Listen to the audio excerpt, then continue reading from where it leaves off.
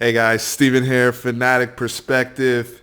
Shout out to the brother Matt Coleman, baby. A shot to remember. March Madness is here. Texas gets the dub. Norman, Oklahoma, 52-51. What a night of basketball for me personally. I got to watch Spurs get a W over Charlotte. Tim Duncan's first game as head coach, filling in for Greg Popovich, and then kick over to UT, seeing what Shaka Smart has to say.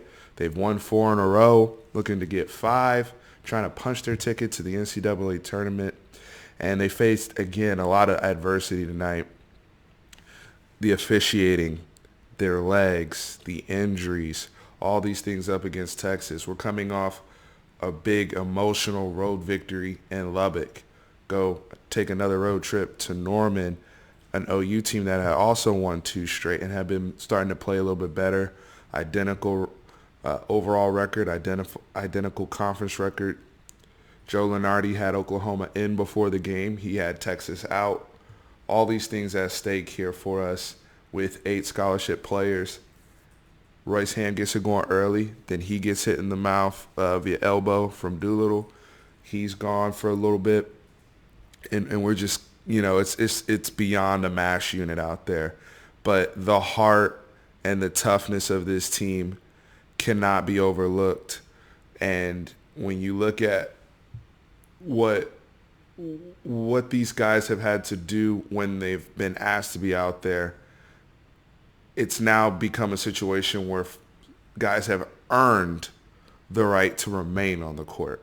Brock Cunningham has earned the right to remain in the rotation. And shout out to Fran Fischilla, who did a great job on the broadcast, in my opinion, of not only pointing that out when he was, making the Wally Pip comparison between Liddell, Febris. Donovan Williams was going to play because that brother was coming along before he got injured. But really between Liddell and Jace Febris in that wing position, because what Brock Cunningham is giving you, he's one of the major reasons why they won this basketball game today. I said in my tweet throughout the game, hey, I call him Captain Scrap, right? His ability just to go out there, frustrate opponents, play very, very good defense. He has a very ugly jump shot, but it's coming along because he's starting to shoot the ball with confidence. I don't care how your jump shot looks, as long as you're willing to shoot it with confidence and do enough to have a counter, put the ball on the floor, make some plays. He did both of those things. And on top of that, he's going after every single rebound with relentless pursuit, relentless energy, and it's contagious. What Kai Jones is doing, I know Kai Jones didn't score today, but the blocks, the chase down blocks, the offensive rebounding, the activity from an athletic big man just to frustrate a Manic, who's one of their stretch shooters, and just getting in the way, causing trouble. Royce Ham doesn't always know what he's doing, but he's flying around out there. He's rebounding, he's protecting the paint. And myself, like many other Texas fans, we were frustrated with the team, but I was done with the staff. I was done with Shaka Smart. And I made a video about it, and I'll continue to reference it. We weren't seeing any of this. We weren't seeing any of this fight, this toughness, them clawing. And that was when Jericho Sims was still around when I made that. And what we've seen from this group of guys has been incredible. And we have to give a lot of credit to Shaka Smart for the in-season development of these guys as they've gotten more time. They've been placed in a sink-or-swim situation, and they're swimming.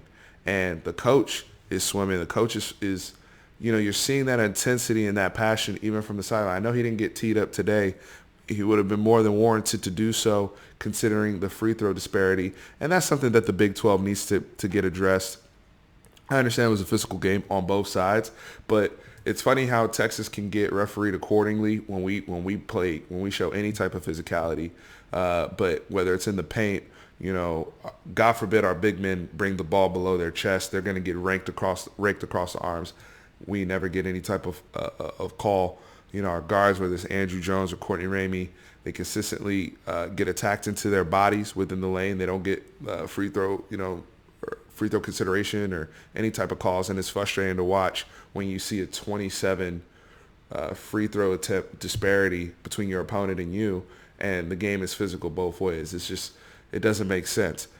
Shout out to Dustin McComas from Orange Bloods who tweeted, maybe there's a little bit too much awareness of the referees of stats and tendencies of teams coming into games. Everyone knows coming into the game, Texas is the last in free throw attempts in the country. So when you factor that in and that's in the back of your mind, is there a little bit of a reluctancy to have that to blow your whistle, understanding that Texas isn't the most aggressive per se going to the free throw line instead of having kind of a clean slate objective mindset how you officiate the game. I think that's something that's very, very interesting. There's obviously no way to prove that per se, but it does seem like that because, yes, Texas throughout the season has, hasn't earned the benefit of the doubt when it comes to, creating contact at the rim and getting to the free throw line. And they have the players to do so. Courtney Ramey can do it. Matt Coleman can do it. Andrew Jones can do it. We have guys on our team that can get to the line consistently if they, went into their bag a little bit more often and did those things. But tonight, I felt like they were playing, to that point and it wasn't getting done. And I think it wore on some of our players a little bit because they're starting to also come into play some phantom calls. There was a phantom call on Christian Doolittle where he got 2 free throw attempts in a very, very tight basketball game. But the point is, the greater point in all that is when you're trying to make the NCAA tournament, it's March Madness.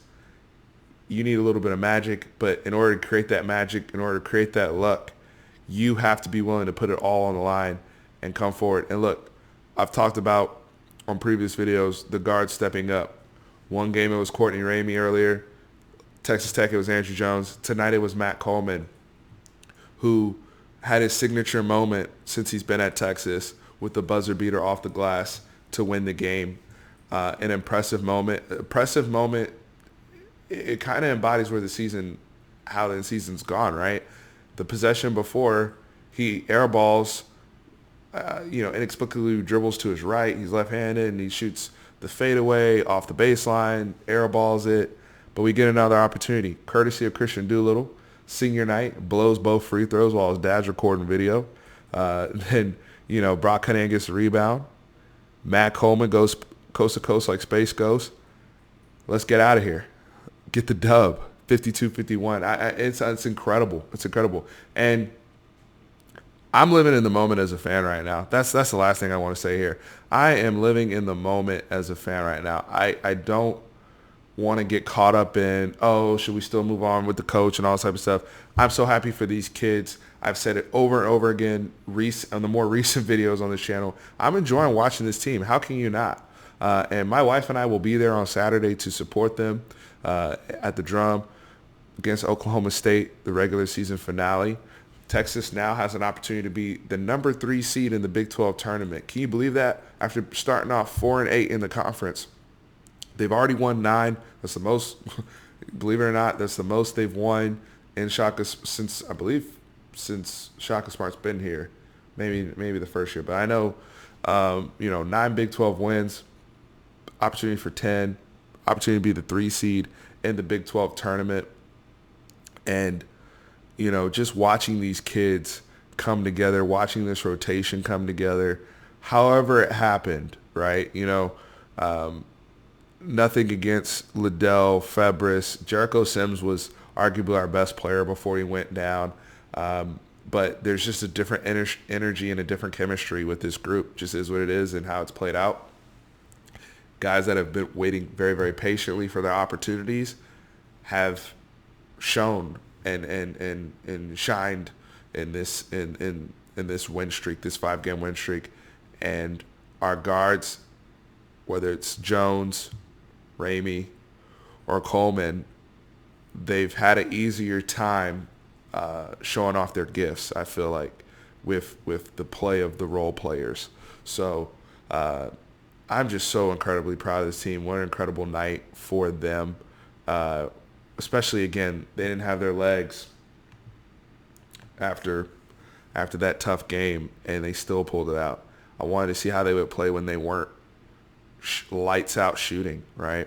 And they got some really good looks tonight. Kamaka Hepa is a good enough shooter to knock down a lot of those opportunities. I would like to see some of those fall this Saturday. He was a big part of our win against Oklahoma State earlier in the season.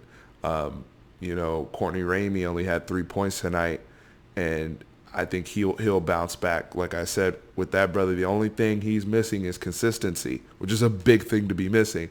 But we for every 26-point night, he comes back with a 3-point night. So we got to get him back into the flow of things as well, and him hitting his runners, his bunnies around the rim. But even Matt Coleman, again, the hero of tonight, the guy that made it happen for us, Matt Coleman, who's also playing with the injury and just battling through with the heel. He was limping around at times. So whether it was the refs trying to hold us back, whether it was the injuries, credit to Oklahoma. They did a good job stopping our ball screen stuff and staying in front and playing good isolation defense. They did do a very good job of that. But to me, Texas, even with all that, Texas was clearly the better team, and they deserved the luck of the bounce, and they got it tonight on the road. So I can't wait for Saturday to get here and root on this team and just enjoy the rest of the season. On Saturday, they have an opportunity to win 20 games in the regular season, even before the Big 12 tournament.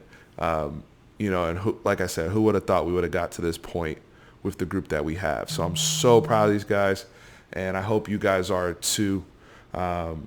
The negativity amongst our fan base, let's put that stuff to the side and let's give all of our support to these kids and this coaching staff, because they have earned that.